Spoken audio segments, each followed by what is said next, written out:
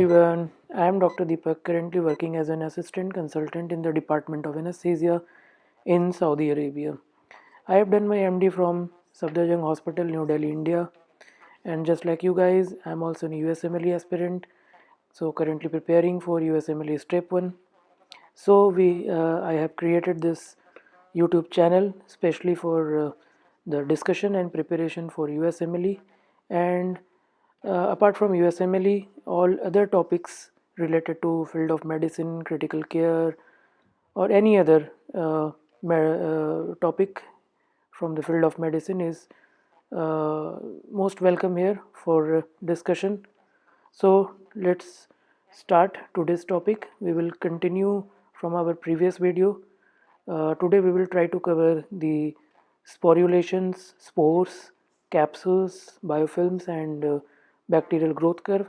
And at the end of this video, we will try to summarize the nutshell of the whole topic. So let's start.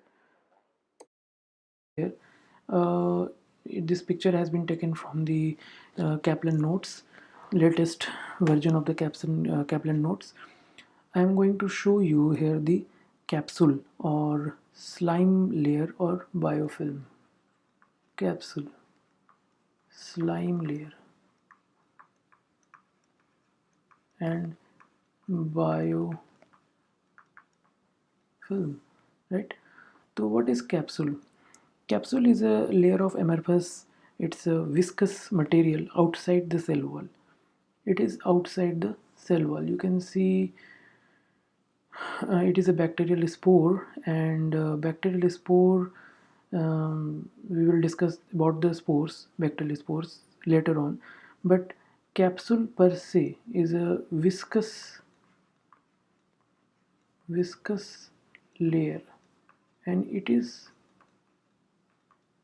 outside cell wall, right? It is outside the cell wall, and it is made up of very important structure. We call it glycocalyx, right? Glycocalyx. When it is well organized, and it is not easily washed off. Okay, when it is well organized, simple to remember, well organized, we call it capsule, right? But when it is diffuse, unorganized, right, then we call it slime layer. Okay, so capsule or slime layer are basically same thing. You can say the only difference lies in the organization of this glycocalyx layer. When this glycocalyx layer is well organized and it cannot be easily washed off, it is called capsule. When it is badly organized, it is diffuse, it is unorganized, it is slime layer. It is slimy in nature. Okay, many bacteria consist of both the capsule and slime layer. Okay, and जैसे for example Streptococcus salivarius, Streptococcus salivarius. This bacteria, Streptococcus bacteria, consists of both capsule plus slime layer. So yes, a bacteria can have both capsule and slime layer outside the cell wall. What is the role of this capsule? Capsule contributes to the bacterial virulence. It protects the bacteria against the phagocytosis. It prevents complement mediated destruction of the bacterial cell. It prevents the drying of the bacteria. We call it desiccation of the bacteria. It protects against the lysozyme or bacteriophage. ठीक है. Capsule has these functions. अगर if we talk about the function, it protects again, it provides virulence to the bacteria. It protect against anything, you can say, protect against all possible destructive pathways, protect against the phagocytosis. It protect against phagocytosis, it protect against complement complement system. It protect against the desiccation, okay, or drying. Desiccation means drying. It protect against lysozyme. Lysozyme. Okay, what is biofilm? um, Let me see if I have a diagram or picture image of the biofilm. Here it is. Yes, see here, it is capsule, it is slime layer, and this is biofilm.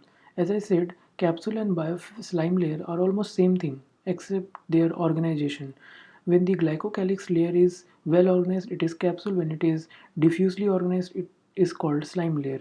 Streptococcus salivarius can have both the capsule and slime layer at the same time. Okay, though this capsule or slime layer provides protection against phagocytosis, they provide protection against complement mediated destruction of the bacterial cell, they provide protection against the drying or desiccation, and protection against the lysozyme action on the bacteria. What about biofilm? What is biofilm? Biofilm is a living ecosystem. It is made up of millions of adhered bacterial cells within the matrix of, you can see this is the matrix of extracellular polymeric substance. It is a polysaccharide slime layer. Yes, again I am repeating, biofilm is a living ecosystem. It is living ecosystem where there are millions of bacterial cells. Okay, millions of bacterial cells, millions of bacterial cells in a matrix. Simple, in a very simple way, millions of bacterial cells in a matrix. That is biofilm. Problem with the biofilm is that here, millions of bacterial cells are adhered to each other. They can adhere to damaged tissue. They can adhere to, adhere or cling to damaged tissue, which is not good for us, right? Damaged tissue or any plastic surface. Can you believe it? Plastic surface. Plastic surface. Okay, and they can colonize.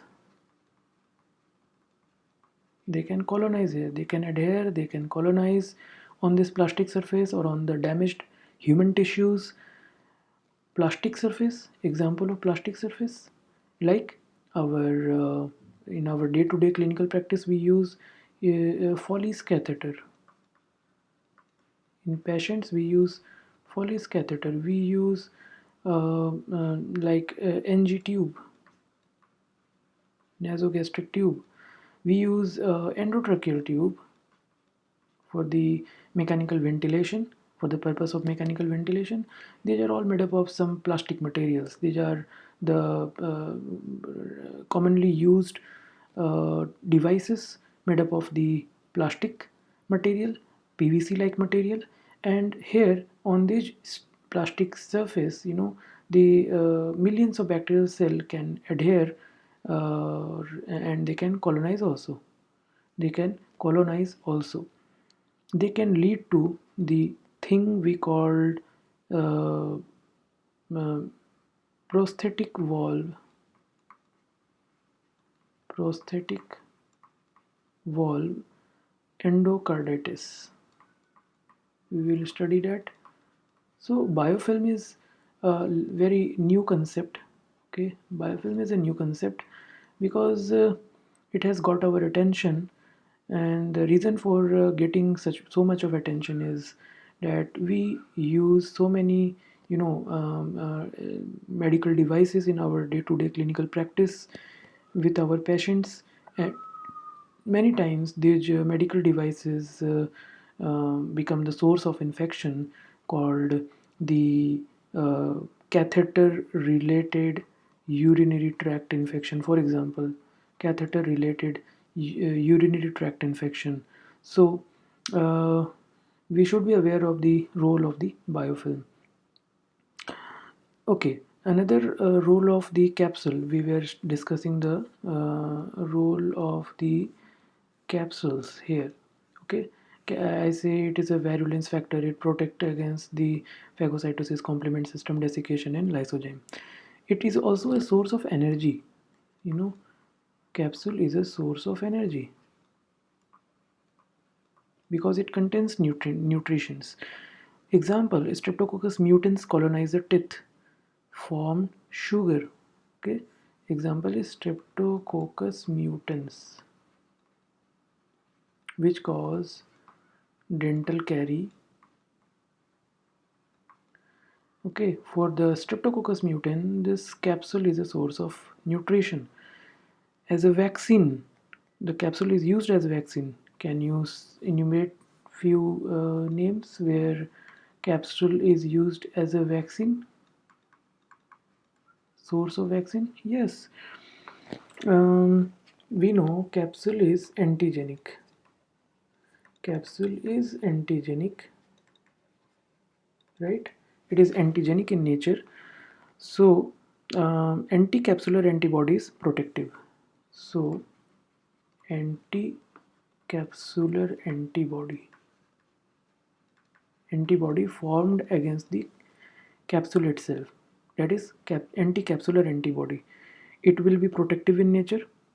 For example, after splenectomy, post splenectomy, we give vaccine against three common bacteria. These are capsular bacteria. Yes, pneumococcal, sorry, pneumococcal, meningococcal, yes, and Haemophilus influenzae, right? These three. So pneumococcal, meningococcal, and influenzae type B, to be precise, type B vaccines. These are anti-capsular antibodies which are used as vaccines in the post-splenectomy patients, right? So here we are harvesting the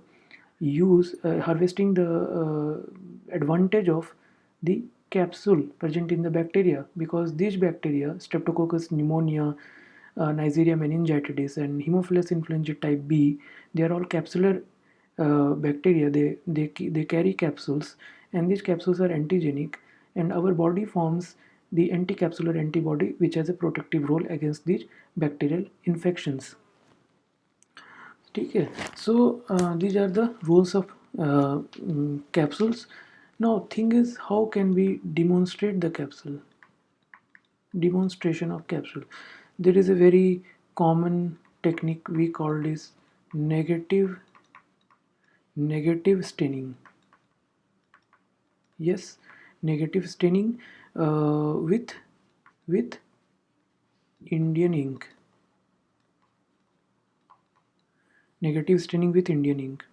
There is a technique called, you already know, I guess, Mac Mefedin, Feyden, I guess the spelling is correct. Macfadyen capsule stain. Remember, right? Macfadyen capsule stain, negative staining with Indian ink, and serology. Serology, right? Serology test. In serology test, we have options like Quellung reaction.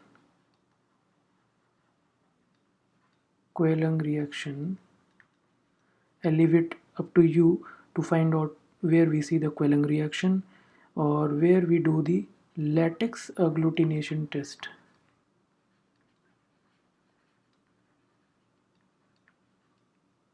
Latex agglutination test. These are all examples of actually demonstrating the capsule in a bacteria. Okay, negative staining with Indian ink, which shows Cryptococcus neoformans. Cryptococcus neoformans. Similarly, Macfadyen capsule staining, you will search where we are using it, Macfadyen capsule staining. We are also using or taking help of serological tests like Quellen reaction and latex agglutination test, right? So our next topic is we have gone through the capsules, slime layers, and the biofilms. Now we will see spores, right? So um, sporulation is a mechanism.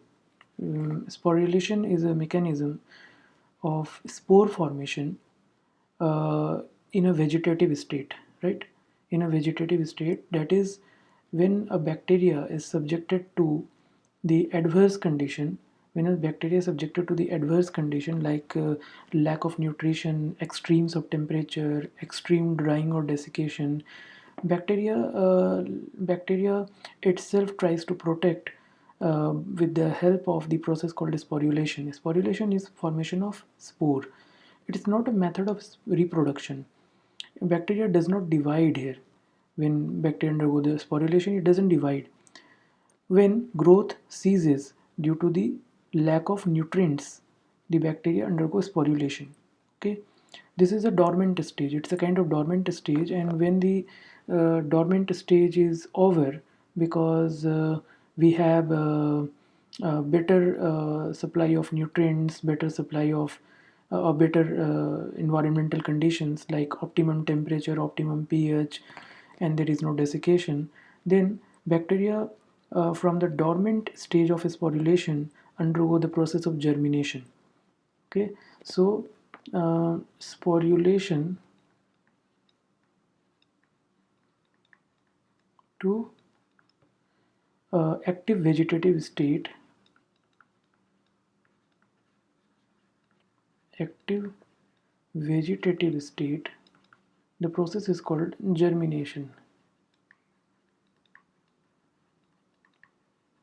Okay, so this is the uh, sporulation, right? Whenever the bacteria is in the nutrient rich state, bacteria undergo germination and form an active vegetative cell, right? How can we demonstrate the spores? This spore, this is the structure of the spore, okay, and this can be demonstrated with the help of gram staining, modified Jaden staining. Modified Jaden staining means Jaden staining with around 0.25% sulfuric acid, that is modified Jaden staining.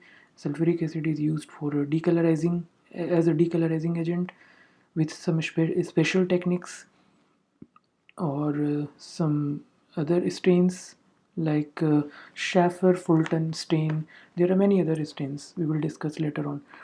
Okay. Uh, Spores are very important for bacteria because it helps the bacteria in tiding over the adverse environmental situations. Okay, and there are different parts of the spore. Spore has the outermost layer called the here you see the keratin spore coat, which is made up of the protein. Keratin is a protein, and then the inner layer is cortex. We are going from outside to inside. The outermost layer is a keratin spore coat. Then there is cortex. Cortex is a thick layer of a laser cross-linked peptidoglycan. Okay, so spore itself contains peptidoglycan layer. Then there is spore wall. It is a normal peptidoglycan.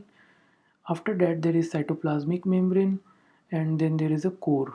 Core contains genetic material, DNA, ribosomes, and also glycolytic enzymes, everything.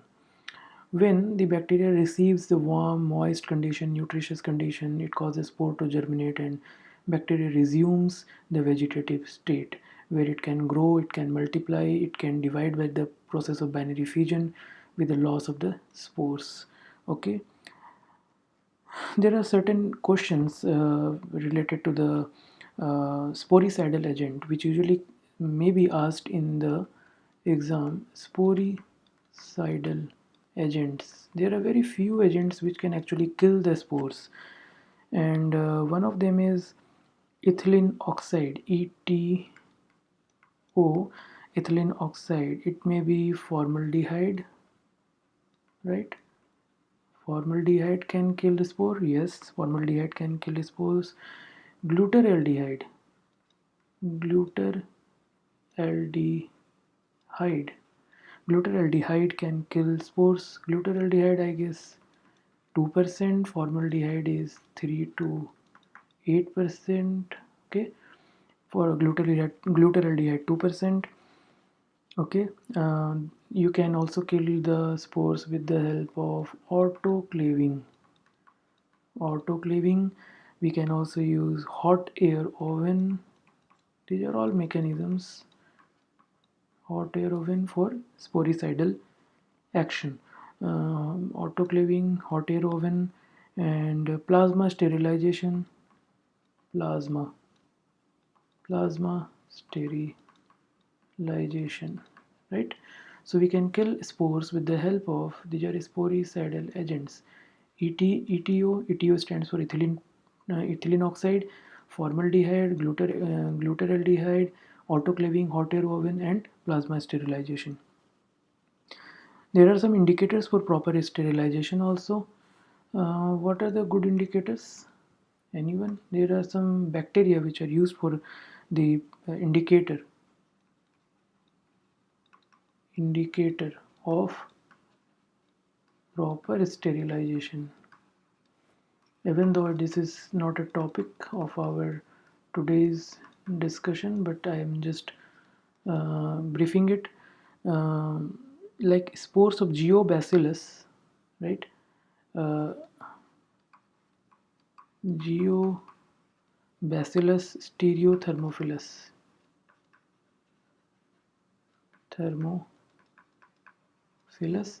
and spores of Bacillus atrophius.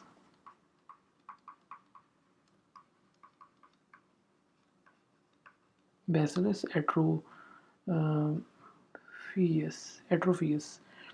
Okay, so the spores of these two bacteria can be used as an indicator of proper sterilization. It means that if the spores are absent, these two bacteria spores are absent after the sterilization, means sterilization is proper. If still we have the spores of these two bacteria, Geobacillus stereothermophilus is used as an indicator for proper sterilization in autoclaving. I forgot to mention autoclaving. And Bacillus atrophius is used for hot air oven, right? Hot air oven, right? Now our last topic of today's discussion is the bacterial growth, right? Bacterial growth. I will show you the diagram again taken from the Kaplan's note.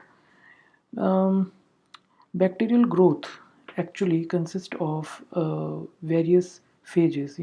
They are named like lag phase, then log phase, and then stationary phase and death phase. So there are four phases. When we plot a curve with logarithmic uh, logarithmic uh, table of the number of the cells, bacterial cells, against the time, we will find a curve like this one, which has got the four different slopes or four different phases called the lag phase, log phase, stationary, and the death phase. So what is the lag phase? Lag phase is the phase where the bacterial cell growth or cell division, you can say cell division, is almost nil. Okay, bacterial cell growth is almost nil. And log phase is the phase, log is logarithmic phase or exponential phase, which is characterized by the sudden spike in the increase in the number of the bacterial cells. It means that there is maximum metabolic activity, maximum cell division, okay, and maximum cytoplasmic division. There is nuclear division, cytoplasmic division in during the log phase or logarithmic or exponential phase, right? So this is called the logarithmic phase. Then the log phase is followed by Stationary phase. Stationary phase means doesn't mean that bacterial cell growth has stopped. It simply means that the number of the cells uh, uh, dying is equal to the number of cells, new cells forming. Okay, new cell formation. That is a stationary phase. So overall, the slope is like a plateau phase. This stationary phase is like a plateau phase where the number of the cells dying is equal to number of the cells, new cells forming. So it is a stationary. It sounds like stationary, but actually bacterial cell is metabolically active even during this phase. And then it is followed by death phase. It is called death phase because the number of the new cells formation is less than the cells dying. So this is a death phase, right? So if someone asks you what is the best time to perform the Grams staining, answer will be log phase. Okay, it is a log phase where you do the Grams staining to have the best result. Grams staining is done for its best result during the log phase. Okay, and the mechanism of bacterial cell growth is simple: binary fission, that is, which produces the daughter cells or progeny cells, bacterial daughter cells or progeny cells. It is simple duplication of the single bacterial cell called binary fission. Then we also come across a term like generation time, right? Generation time is usually 20 minutes for most of the bacteria, but it can be very long as 10 to 15 hours in Mycobacterium tuberculosis. It can be as long as 12 to 13 days in Mycobacterium lepra, right? But usually it is 20 minutes. Generation time is the time taken by the bacterial cell to produce the progeny cells, and it is usually 20 minutes, except the few exceptions like Mycobacterium tuberculosis and Mycobacterium lepra. There are various factors which affect the growth and division of the bacterial cell. We will discuss in our next slide. Okay, one factor is factors affecting bacterial cell growth. One is the oxygen. Based on the demand or requirement for the oxygen, bacteria have been classified as obligate aerobe, facultative anaerobe. Then there is facultative aerobe. Then there is obligate anaerobe,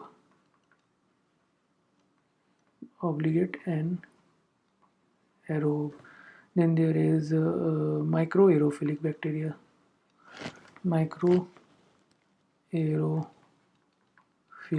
bacteria, right? So obligate aerobe, the bacteria which can't survive in the absence of oxygen, which can't live without oxygen, is obligate aerobe. Example is Pseudomonas. Example is Mycobacterium tuberculosis of obligate aerobe. We can also give examples of this like Bacillus or no, Brucella. So Pseudomonas, Mycobacterium tuberculosis, Bacillus, and Brucella, these are obligate aerobes. Facultative anaerobes. Facultative anaerobes, most of the bacteria, they are facultative anaerobes, means they need oxygen, but they can survive even in the absence of oxygen. We can remember it simply by the name facultative anaerobe. Means they, in contrary to the name, they are aerobic, but they can manage even in the absence of oxygen. So they can manage, they can compromise, they can manage in absence of oxygen or in presence of low concentration of oxygen. So they are called facultative anaerobic. Mostly bacteria are facultative anaerobic. So most common type of the a category of the bacteria, any bacteria which comes in this category, that is facultative anaerobe. Okay, then is facultative aerobe. Again, the name itself implies its meaning.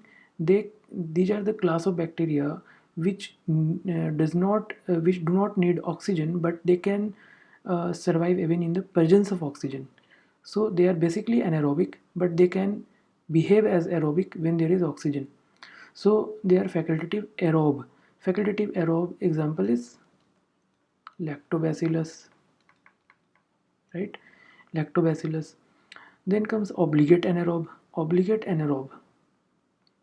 In the Kaplan notes, they have given a mnemonic A, B, C to remember the examples of obligate anaerobe. Obligate anaerobe are those class of bacteria which simply hates oxygen, does not need oxygen at all.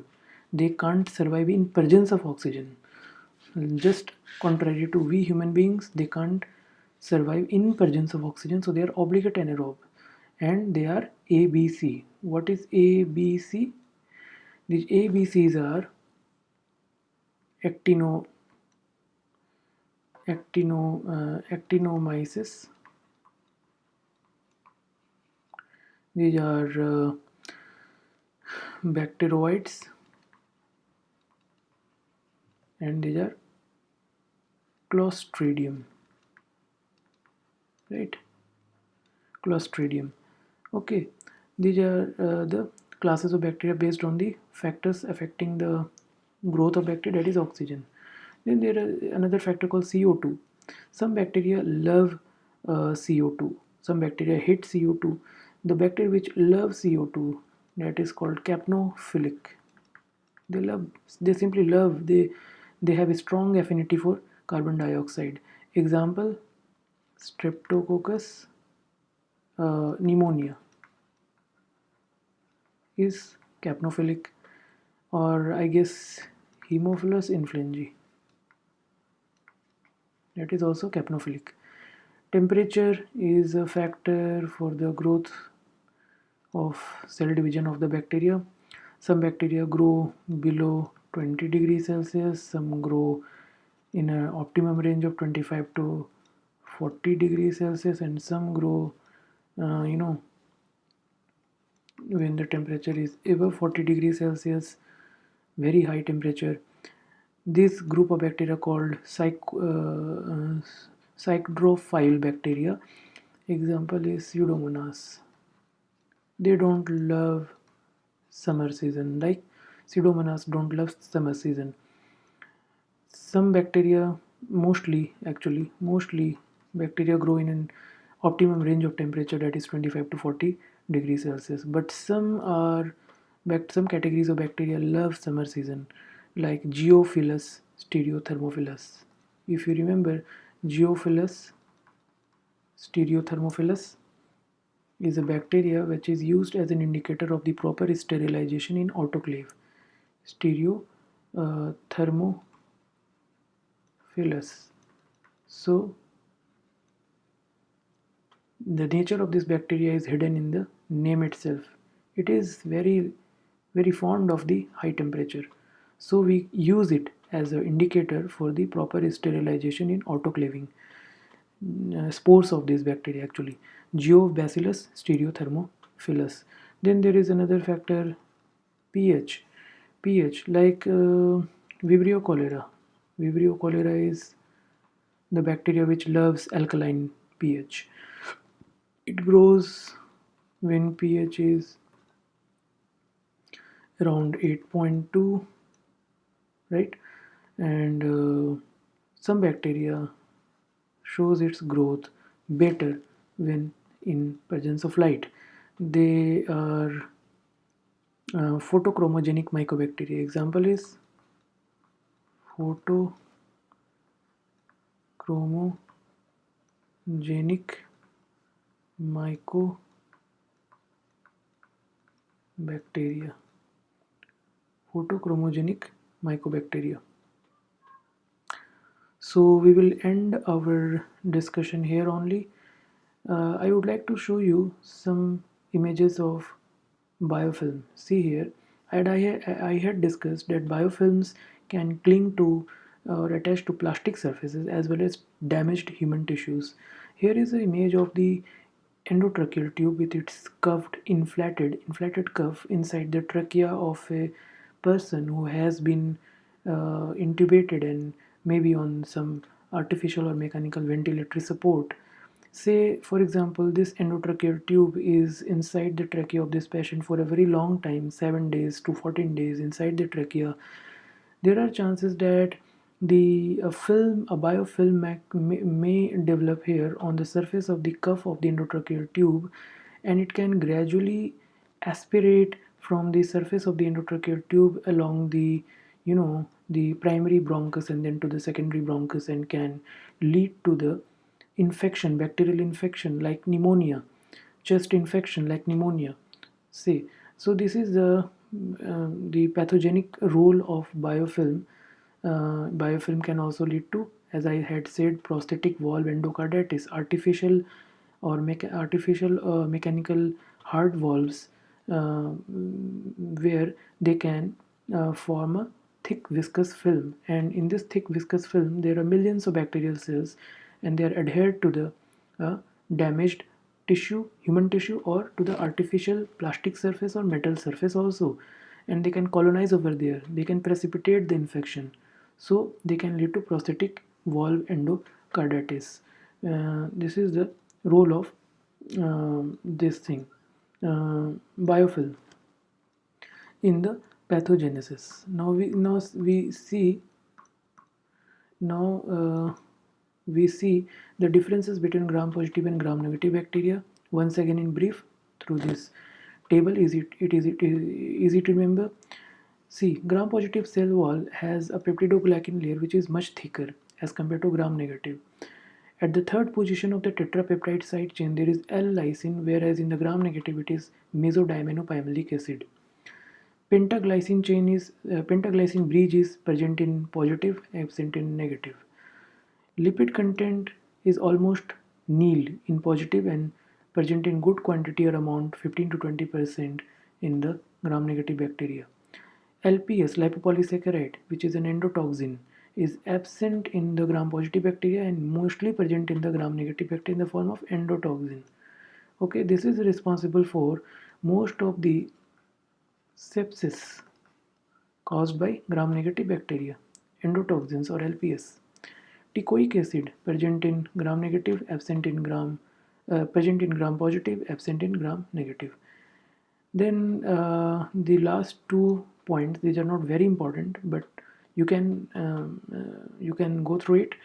Variety of amino acids, these are few in positive and several in negative. Aromatic amino acids are absent in positive and present in negative. But the important differential points are peptidoglycan layer thickness, lipid content, most important is LPS, and maybe teichoic acid is also important difference. This was the diagram I have already shown you to illustrate the cell wall structural difference in among this gram positive and gram negative bacteria. I have shown you the cell wall difference. This is another image to show you the difference among the positive and negative. This is a gram positive bacteria and this is a gram negative bacteria. You can go through this also, same points to remember. Okay, and this is your bacterial cell division and cell growth and growth curve. Okay, so we will finish our today's discussion here only, and we will come and join the next session where we will discuss the other remaining parts of this discussion, that is the various virulence factors and pathogenicity caused by the bacteria. So thank you guys. Here we will conclude our today's topic. Hopefully you liked my video. So please like, subscribe, and give useful comments, valuable comments for better improvement, betterment of this video. In the next video, we will cover the virulence factor and pathogenicity caused by the bacteria, and we will also cover various culture media in very brief, and we'll try to cover the MCQ portion of the step 1 related to this topic. Thank you.